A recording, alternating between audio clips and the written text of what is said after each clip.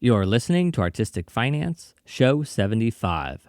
This is the fourth and final bonus episode following producer Sara Crasson as she creates the company Flavors of Magic to produce live magic shows in New York City. We check in with Sara to find out how the very first live performance went, if she made a profit, and if more shows are in the future. These episodes are a reference for anyone wanting to put on a magic show. You can listen time and time again as you prepare to take the plunge. Now, over the course of the 4 episodes, we learned how Sara started with the idea, moved it to virtual events, and has now produced in-person shows. If she can do it, you can too.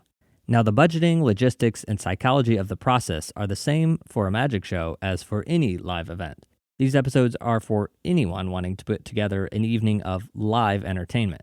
Without further ado, let's get to the show.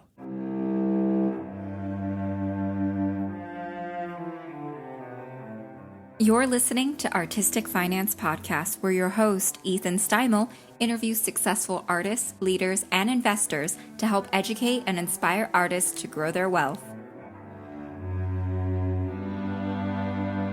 Welcome to the show, and thank you for listening. I'm your host, Ethan Steimel, and we welcome our guest today, Sara Crasson, who is a lawyer, author of the book Own Your Magic, and member of the Society for American Magicians, and magic show producer. Sara, welcome. Oh, thanks so much. My intro keeps getting better. Or welcome back to the fourth and final of our episodes where we've been following you and Flavors of Magic as it went from screen to reality stage. It wasn't really a stage to parlor. We'll call it stage to our live show. It's been quite a journey. Well, first off, you actually produced the show, right? Yes, we've had the show. So we put on actually a total of 3 live shows, the 2 shows that we did in one night. And then we did a show in collaboration with a nonprofit organization the following weekend. If the 3rd episode was subtitled Sara Gets Ulcers, this is Sara Drinks from the Cup of Glory. Or Can Die Happy. I'm not going to say Die Happy. Has no other goals now, has accomplished all goals in life. Well, let's just say I'm thrilled with how everything went. And as exhausting as it was, I'm just delighted and euphoric. Hashtag worth it. Absolutely. Hashtag worth it. Your 2-show night, how did it go? It went really well. Technically, the shows went off really nicely. There were no major technical, physical hitches. Performers came up, everything went fine. The tech worked. You could see the performers. It was, we put up a good show. That was never the part that I was really that worried about. That was the part that I knew we could do. We have a great group of performers that are working with us. Omar Illusion, who did our tech that night, is fantastic and resourceful. And, I had confidence the whole way through that the show itself was going to be a good show. And it was, and I was delighted with it. All the performers, were fabulous and did their magic, and it was great. And they were a blast to watch. And so I'm RJ, Eric Walton, fantastic job, guys. Yeah, I went to the 7 p.m. show. First of all, I loved it. Nicole came with me, my wife, if people don't know that. So Nicole went with me. Our friend Eric came in from Albany, and he went with us. And the setup was perfect. It was the 2nd floor lounge at the Russian Samovar. You walk up, it's dimly lit, Samovars, Russian paraphernalia all over the place, a cozy feeling. The seating was all couches and really comfy chairs. The tickets came with drink tickets, so everyone made a beeline for the bar, or at least I made a beeline for the bar. And everyone has their drinks in hand. Totally relaxed environment. And the magicians, you started off with RJ, such high energy, so much fun. And then the second magician, I don't know if people know this one, but went by the name of Sara Crasson, performed with a little sidekick Bamberg. And then your third performer, Eric Walton, rounded out the night with his mentalism. Very polished, very elegant. Fantastic evening. I totally enjoyed myself. Did try to find a seat in the back, but the only couch with 3 people was in the front-ish. So unfortunately, every party that was a party to my ticket, we all were selected to go up on stage and or participate in somehow, which is sort of my nightmare. But that being said, I had a really great time. So congrats from audience perspective. I thought it went swimmingly. I would totally go back to see the show again. I've been to Monday Night Magic here in New York City, and I don't have to pick one over the other. However, I would definitely come back to Flavors for sure. Anyway, but I think you have a show and a real show, and I felt like my $50 ticket was totally 100% worth it. Did not feel like it should have been less. Didn't necessarily feel like it should have been more. Don't raise your prices. No, I feel like that was a great sweet spot for us, and it felt like $50 was a really good value. It worked well for the venue. It worked well for us, and I think that was a mistake that we made with the virtual show, that we priced it too low, and we made it seem like it was low value because the price tag was so cheap. $50 for the drinks and the show. It's a date night. It's a little higher. It's a little fancier than, just, well, I'll pop in and see something for cheap. It kind of set it was in the right spot. I think we hit the right level with it. So there was 30 seats available for each performance. We knew going into it a couple weeks out that you had 3 tickets sold. So that was always a question mark. The source of my ulcer. And you were saying that the day of was probably when most people were going to buy their tickets. So did that play out where a majority of the tickets were sold day of? And how many tickets total for the 2 shows? Total of 60 tickets. How many did you sell? I would say between the day before the show and the day of, we sold the vast majority of the tickets. We sold 30 tickets to the show. Yeah, that's right, 30 tickets. The first show was about was 2/3 full. Second show was about 1/3 full. But the audience was still very involved. It participated. It was still a very warm room. And so even though it was only 1/3 full, the Russian Samovar space, I think, helped a lot because it still felt cozy. It didn't feel like it was empty and cavernous. Right. We talked about that in previous episodes of that's why you chose Russian Samovar. In theater, we do this all the time, is picking the right theater for the show. So you had thought that through. I have to ask, Omar Illusion, he's been helping you out with Flavors technically for the virtual. And he performed, and he's on the production team. Did he get paid to be there that night? He did get paid. Were performers and you and Omar all paid equally, and then like the excess was put into a Flavors pool, or how did you do that? That's what happened. Everybody was guaranteed a flat fee. All right, so fine. For the record, everyone, I'm like waving my hands like, what is the number? I've been chiding Sarah to give us exact numbers off air. Fair enough.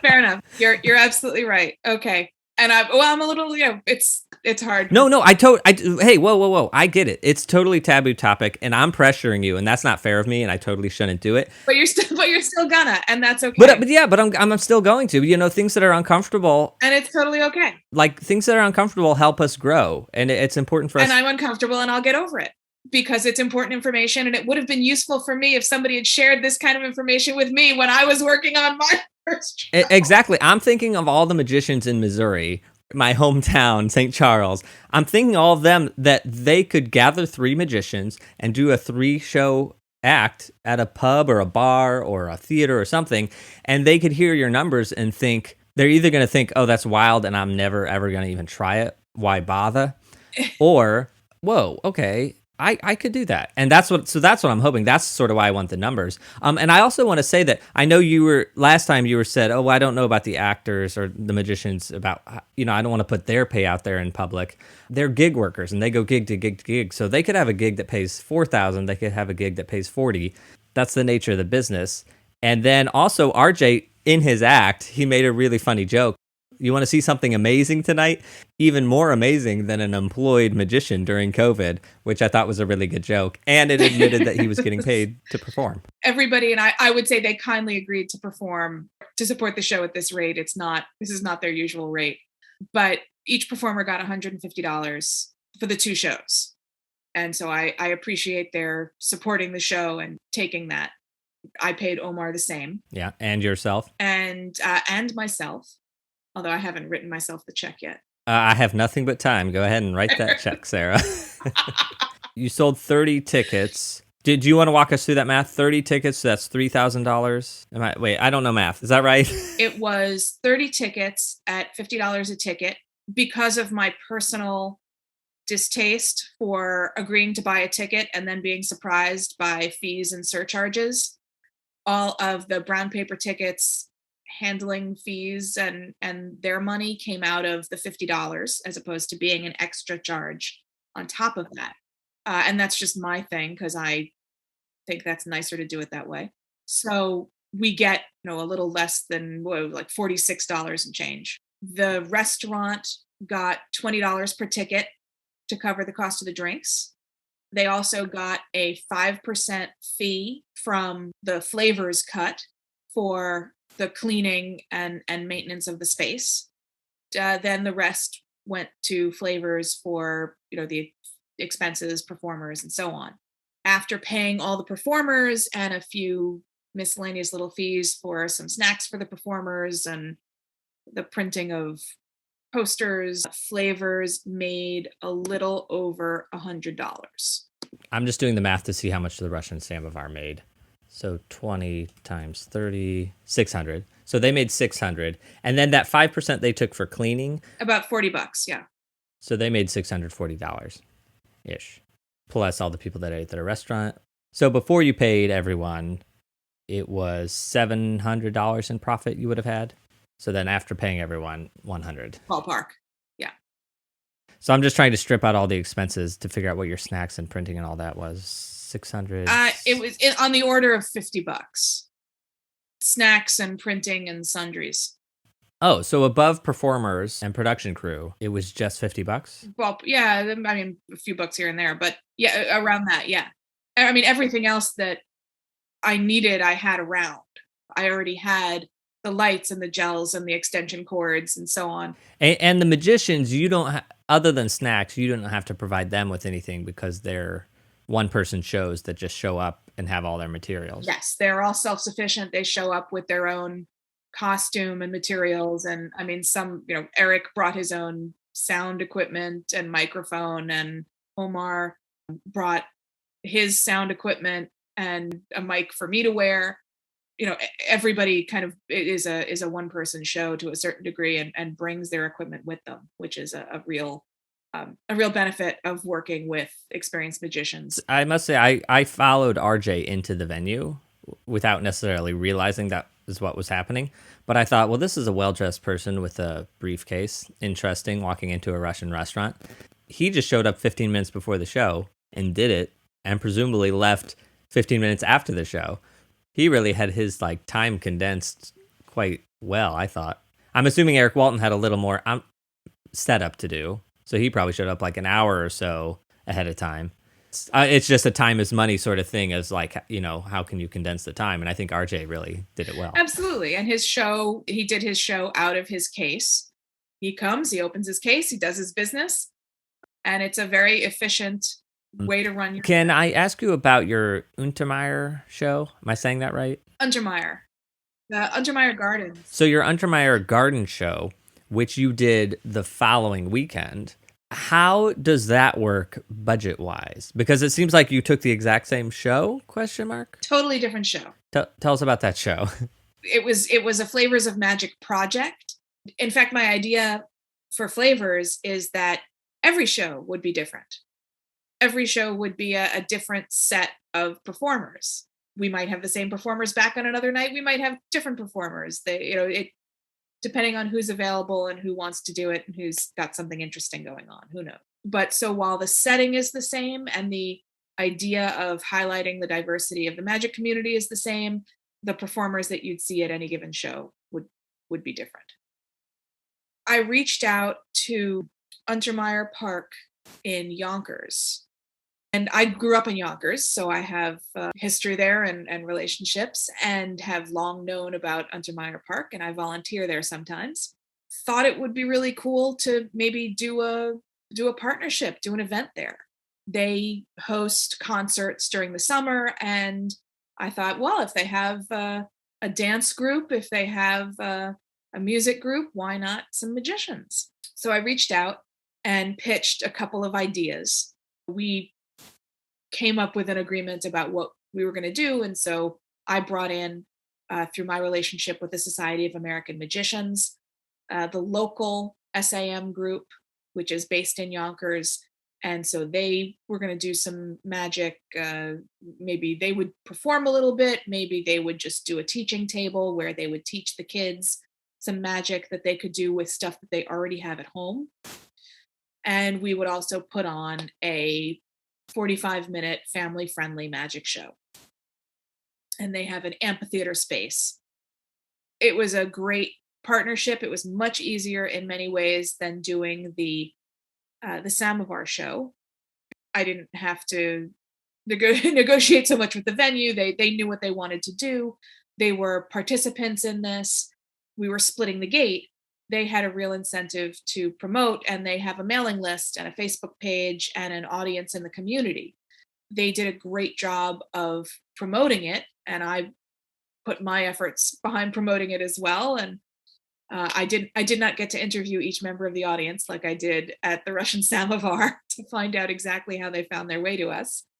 But they really took a lot of the load off my back in terms of the promotion. You were splitting the gate, so I was thinking they sort of purchased your show, like we're going to buy your flavors package. But how can you break down the budget for this show? They didn't purchase a show from us for a flat fee. We split the gate. So whatever they sold in tickets, we would just break in half. That was very comfortable for them because then they weren't going to be out any money if it didn't work. We were all sharing in the uncertainty together, and nobody was going to be out money.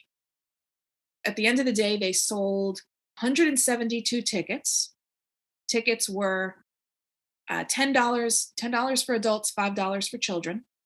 I did a little bit of research, and people some magicians kindly gave me their thoughts on what good ticket prices would be for a venue and a show like that.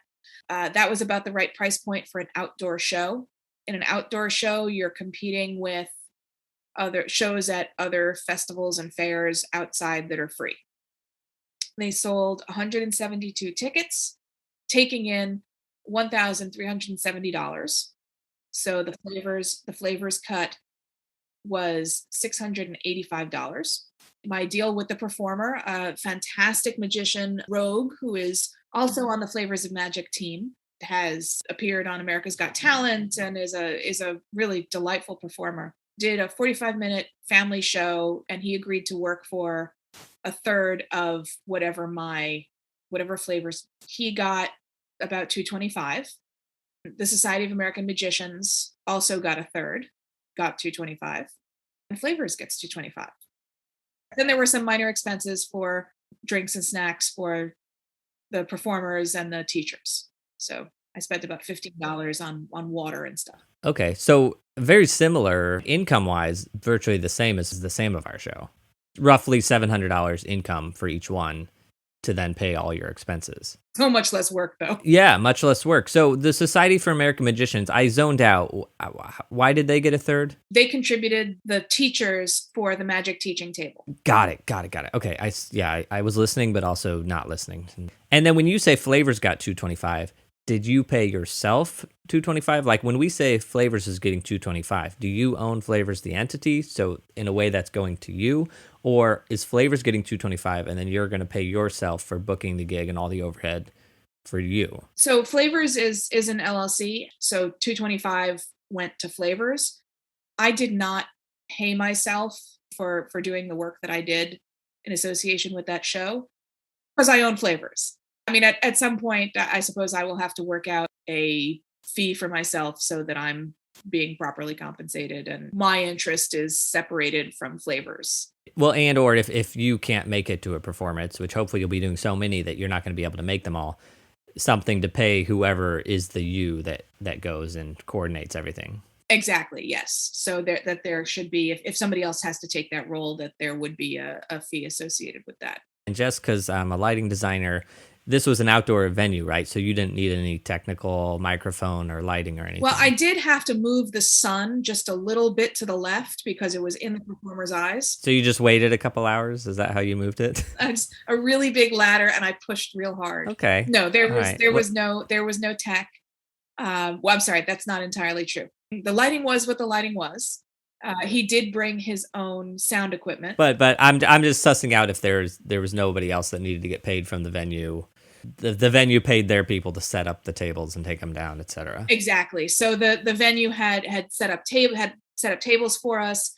I got a banner from the Society of American Magicians, but they supplied tables and chairs and a few items that the performer needed, some chairs for him. They put the cushions out in the stone theater.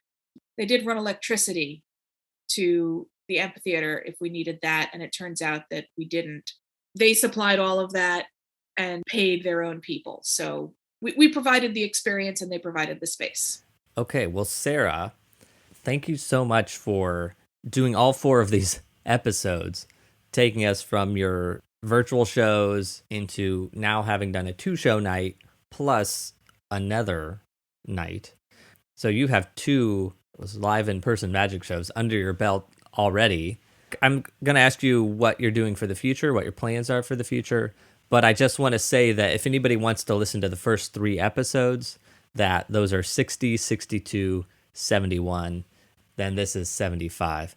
So string those all together, and you can see Sarah going from sketching out the budget to what she thinks she might do, to postponing the show, to reinstating the show, to doing the show, to today. And so if you're anywhere in the world wanting to put on a magic show, Sarah has laid out a perfect example of 1 or 2 ways that it could operate. So Sarah, thank you for that. And congratulations on having done these shows. I assume you're going to be doing more? What's the future look like? I told people on the night of the show at the Russian Samovar that nobody was allowed to ask me for a few days if I was going to do more because I needed a break. But having had that, yes, of course I'm going to do more. I mean, it was brutal and it was hard and it was frightening. The small breakdown that I was having at the time we recorded the 3rd episode is something that I will be embarrassed about forever. You know, I did get really good advice and really good insight from people who'd done it before, who told me that, not quite in so many words, that you just got to gut it out and get through that. And they were right that it was last minute. And I learned so much from this process. And I'm looking forward to doing more. And I have some ideas about other partnerships and other theater spaces and how to, not make some of the mistakes that I made the first time, and some new mistakes that I might want to try, and, continue the adventure and see what I can build. I mean, is it financially worth the work that went into it? The Russian Samovar shows, Flavors of Magic ended up making, $100, $200, somewhere in that range. Was that worth all of the heartache, the time that I put into it? That's a terrible rate for the compensation of my time. It's a start, and starting something new is hard, and that's okay. I'm okay with continuing to work like that for a while and see what we can make. And I'll point out that you're a lawyer, and so you formed an LLC. If somebody wants to produce a magic show, they don't necessarily need to form an LLC, which is an extra cost. True. Also, you have a website you can put on a magic show without a website. There are those extraneous costs that we didn't really talk about. The website so far has been, except for the $11.95 that I spent buying the URL, because I've pointed the URL at other things that already existed. So a YouTube page that had video of the virtual season, or the tank, because our virtual season was in partnership with a theater organization here in New York called The Tank. When we did our virtual season, they made a page for Flavors of Magic. So I made flavorsofmagic.com point to their page. When we were working on the Russian Samovar show, when I set up the ticket selling website and we used brownpapertickets.com, I was able to set up a Flavors of Magic page on Brown Paper Tickets to sell the tickets. It lets you upload video clips and still images and text about the show. And so I just had flavorsofmagic.com point to that page. We do not yet have a real dedicated web page. We've just pointed the URL to whatever was useful at the time. So that was not a major expense. Well, and you're a lawyer, so did you pay to form the LLC, or did you fill out the paperwork yourself, or what did that cost? I actually paid for it. I could have saved a little money doing the paperwork myself, but that didn't sound like a lot of fun. It's a little outside my area of expertise. It's not what I do on the day-to-day. So I just figured I would save some time there and solve that problem with a little bit of money. The other important thing was, if I had done it myself, part of forming an LLC in New York is that you have to publish the existence of the LLC. So if you look at some of these little newspapers, you'll see legal notices in the back. And so you have to publish these legal notices announcing to the world that you have started a business. And in New York, newspaper space is expensive. So there are services that will do the paperwork for you. You fill out some forms and tell them what kind of business you want. They will do the paperwork for you and file it for you and publish it for you. And because the business that's doing it for you is located in a much cheaper area, publication in a local newspaper costs a tiny portion of what it would cost in New York City. But I probably actually saved money by paying them to do it for me, because I would not have to pay New York City prices. And how much did you pay roughly to form the LLC? Because I assume this is a standard to form any LLC. Pretty much, it's roughly going to be $500? Question mark. I actually don't have that information in front of me. My best recollection is that it was somewhere in the like $350 to $400 range. I wasn't sure if there was like extra costs involved or whatever, or if it's a flat fee. It was a flat fee. It covered the starting paperwork, the publication fees. Once I had done that, I had everything I needed in order to start a bank account. Okay, a quick online search says that it's $220 just to file with New York State. That's your minimum if you were to do all the paperwork yourself. That's just the fee to file and to reserve your name.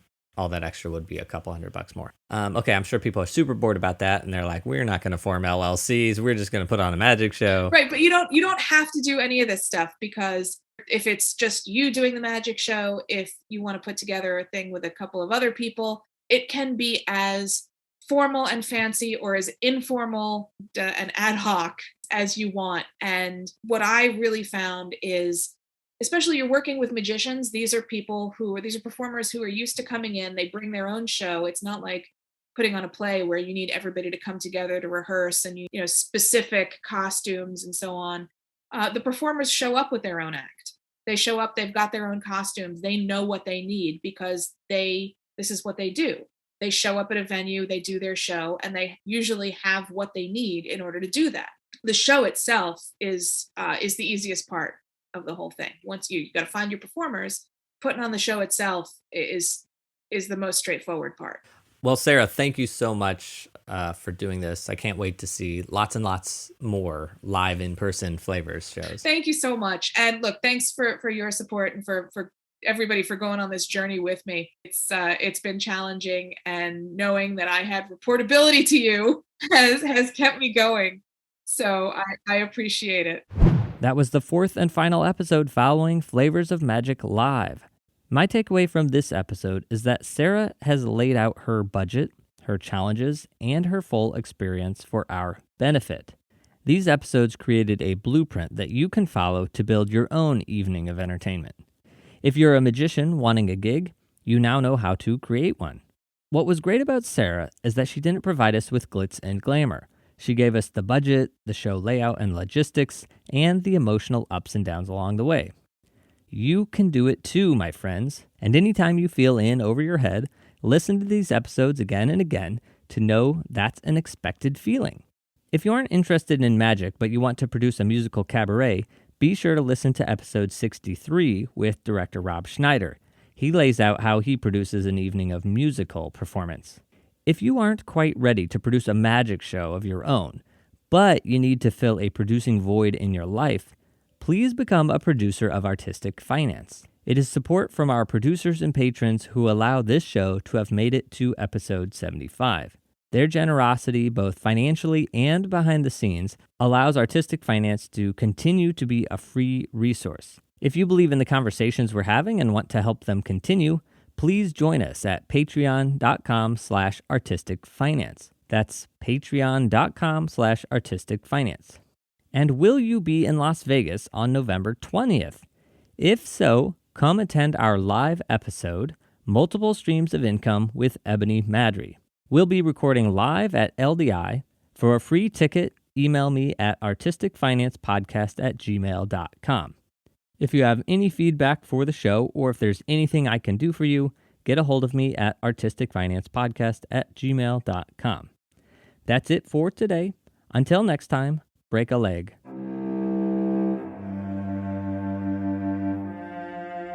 Thank you for listening to Artistic Finance. Make sure to subscribe. To access our show notes, transcripts, or resources, go to artisticfinance.com. This show is for entertainment purposes only. Before making any decision, consult a professional.